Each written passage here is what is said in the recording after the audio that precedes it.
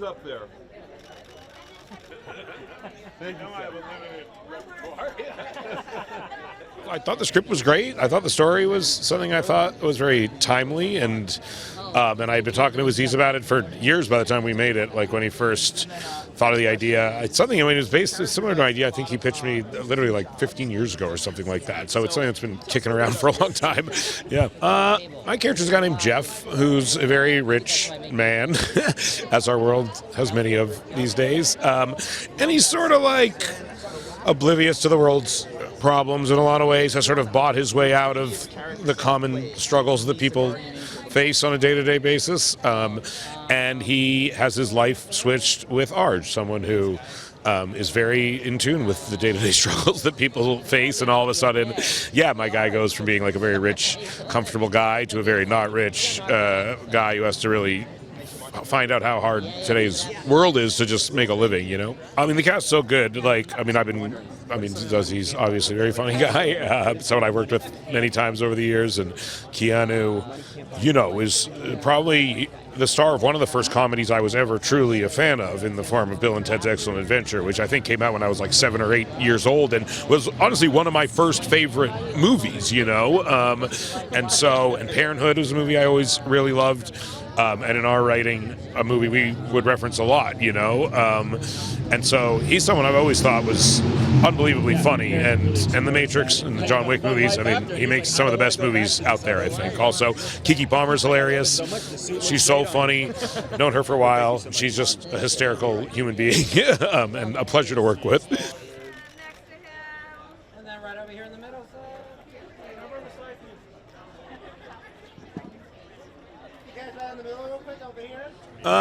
I'd say it's about what money does in relation to one's happiness and what no money can do in relation to one's happiness. Yeah.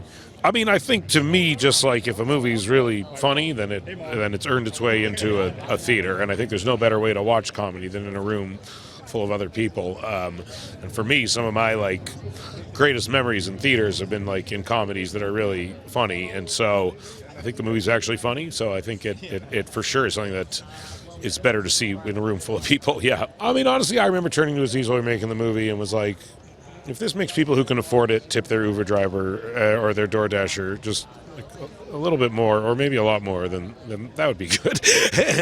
I was already a pretty good tipper. I started tipping even more after this movie. Aziz, right here. Hold on. Come this touch right there. Hold it. 1 second. Nice smile. I don't know. I just kind of had the idea of these two guys, and then they're an angel coming and doing this, and then that twist, and you know, the script kind of evolved from there. Well, Seth came on first, and then we brought on Keanu, and then Keke, and then Sandra, and these were all like my people that I had in my head when I was writing the film. So I kind of lucked up and got my dream cast. Well, it was something I was comfortable with because I did that on my show, Master of None, and so, you know, it was something I was comfortable with, and I was excited to get back to it. Me and Seth talked about that, and there's something streamlined, you know, it's just kind of like, it's kind of going from A to E, you know what I mean? Gentlemen on your left side, gentlemen together. And then guys back this way for me again, that's great.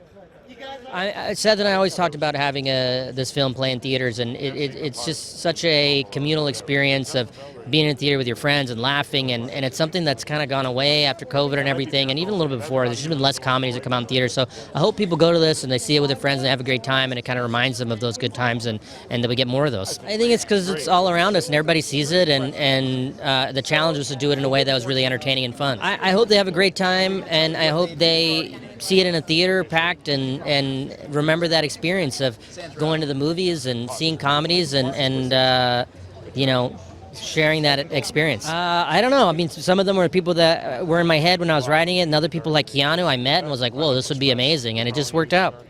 Right down here. Thank you. Oh, yeah, do that right here on your left. No, I'm excited. I'm super happy. I haven't seen myself in it yet. I hear I kill it, and so I know what I did when we were acting, so we'll see how it all comes together. I play myself, so yeah, we just got to see it. I'm part of his part of what's going on in his life before and after he gets blessed. We can do it after. So when everyone leaves. And right up here, second row. Right up here. We're ready for your sound. It was kind of interesting. The casting call came in, and I was like, what is this, you know?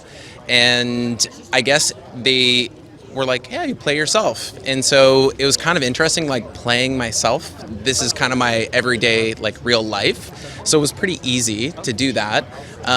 But it's like really special. I think, you know, the guys and everybody really cares about watches in this film, and that's what I do. And for them to care about that and have, you know, the real watches in the film, I think was pretty special. And working with Aziz, he's been a friend for a really long time. There's kind of a hero watch in the film. I don't want to give too much away, but that watch kind of takes on a character in the film, and to be a part of that and to kind of spec it out was a really fun and interesting process. I think it's funny. It kind of reminds me of like classic comedy back in the day, which I think is something that's refreshing, as odd as that might sound. To have that be a part of kind of the world we live in today, I think is really special and important. So I think the fact that they were able to do that and put that together is something that's really cool, especially now. Let's get that lip right here. Hold out for just a couple more.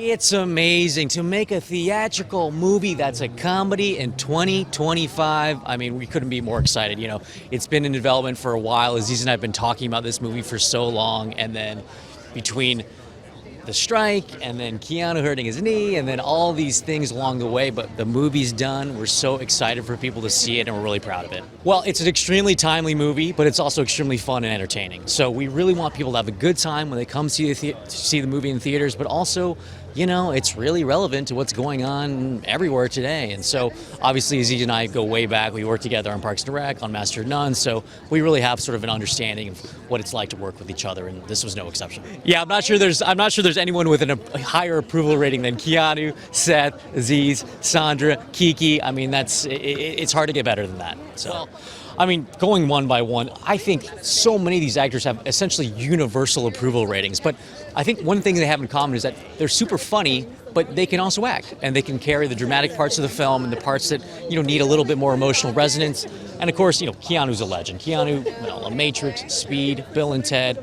These are movies that, honestly, Aziz, Seth, and I watched when we were growing up. And so, you know, to have him come into our sort of arena and work with us was an incredible privilege, and we hope people love him in this movie. He steals the film in such an amazing way. Well, I don't know if you've noticed, but there's a lot of class issues in America right now. So it's something that I think, you know, it's good to assess and good to address in, you know, works of art and creative works. So I think that was really relevant. That's something that Aziz and I have, you know, tried to do a lot in the stuff we've done over the years. So, well, we don't want to be didactic and tell them what to think, but certainly, at the very least, have some empathy and put yourself in other people's shoes. Very basic. Good fortune is a good time at the movies, yeah, Keanu Reeves is an angel. Come see it. Right here. Nice smile. So tilt your head down. It's a huge excitement. We worked really hard on this movie over a year ago, and you know, it's such a long journey to get a movie into theaters, let alone a comedy. So the fact that it's finally out, people are able to see it, especially here in LA, where we shot the movie with an LA crew. It's, you know, I'd like to call it an LA movie, so I'm pumped for people, LA and worldwide, to finally see it. As a creative and as a fan of films, you know, yearn for comedy, and especially big theatrical comedy, and big theatrical comedy that thrives with a live audience. So that was kind of my main goal, and one of the main reasons I really embrace this project. You know, it's one of those things where as you're making the film and the cast comes together, the voices of the characters come alive, and I think the good fortune of this movie was the casting, and we were able to get kind of the perfect people to embody these roles. Keanu, Sandra Oh, Seth, Aziz. It's awesome. It's a movie about two guys in Los Angeles. One's doing great, one's doing bad, and then an angel comes and flips their life around, and hijinks ensue. I think, you know, unfortunately, we're living in unprecedented times. We're here in Los Angeles, here in America, and, you know, various places across the world. We're seeing a disgusting level of economic disparity, the smaller groups of people are thriving and larger groups of people are suffering. And, I think this kind of classic story that goes back to, Dickensian times is even more relevant today. I just want them to go and sit in the movie theater for 90 minutes and laugh and kind of forget about stuff, but then at the end kind of remember that even these kind of harsh realities we live in, that there's still hope to be found. Oh my God, it's finally here. I'm so happy. I'm so proud of our team. We had a great crew. We had the best crew in Hollywood on this.